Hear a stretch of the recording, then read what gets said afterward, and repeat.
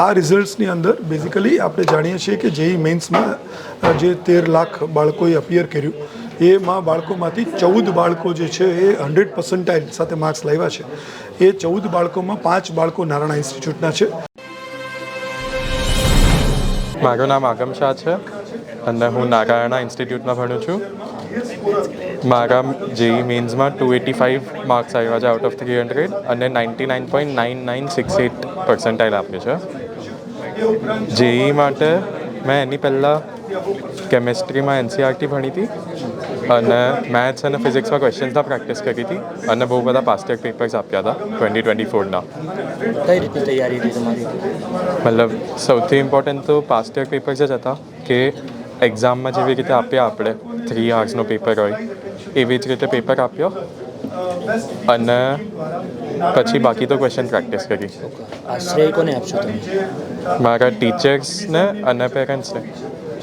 કેટલા કલાકની તૈયારી હતી તમારી રોજની? રોજ મારા સવારે ક્લાસ હતા 8:30 to 1:30 એન્ડ ધેન હું 11 રાત્રે 11 વાગ્યા સુધી ભણતો હતો વિથ થોડા વચ્ચે બ્રેક્સ લઈને. સુરતમાં હાઈએસ્ટ માર્ક્સ છે. મારું નામ તુષાર પારેખ છે. હું નારાયણ ઇન્સ્ટિટ્યૂટમાં ઝોનલ ડાયરેક્ટર છું અને આજે જેઈ મેન્સ ફેઝ 1નું જે રિઝલ્ટ આવ્યું છે એ રિઝલ્ટ વિશે આપણે આજનો સેલિબ્રેશન ફેલિસિટેશનનો કાર્યક્રમ રાખ્યો છે. આ રિઝલ્ટ્સની અંદર બેઝિકલી આપણે જાણીએ છીએ કે જેઈ મેન્સમાં જે 13 લાખ બાળકોએ અપિયર કર્યું એમાં બાળકોમાંથી 14 બાળકો જે છે એ 100% સાથે માર્ક્સ લાવ્યા છે. એ 14 બાળકોમાં 5 બાળકો નારાયણ ઇન્સ્ટિટ્યૂટના છે. સુરત શહેરની વાત કરીએ તો હાઈએસ્ટ પરફોર્મન્સ જે છે માર્ક્સનું એ સુરત શહેરનું નારાયણ ઇન્સ્ટિટ્યૂટના બાળકનું છે અને સાથે સાથે 8 સ્ટેટના ટોપર્સ જે છે એ નારાયણ ઇન્સ્ટિટ્યૂટના છે.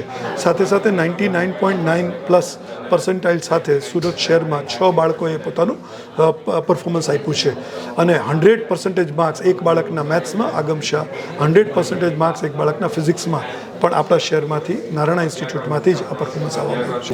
જિગ્નેશ શાહ.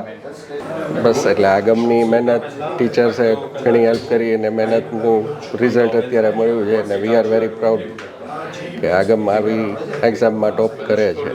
આગમ માટે એના ડે ટુ ડે પ્લાન કરવું, એ સિવાય એનું હર 15 દિવસે 20 દિવસે એવી રીતે સ્કેડ્યુલ કરવું, સર સાથે ડિસ્કશન કરવી. એને ભણાવી ના શકીએ પણ એના ભણવામાં એ રીતે હેલ્પફુલ થઈ શકીએ કે એને કેવી રીતે પ્લાનિંગ કરીને આપવું, એની સાથે ડિસ્કશન કરવું, ઇન્ટરેક્ટ કરવું, એના સ્કેડ્યુલ બનાવ્યા.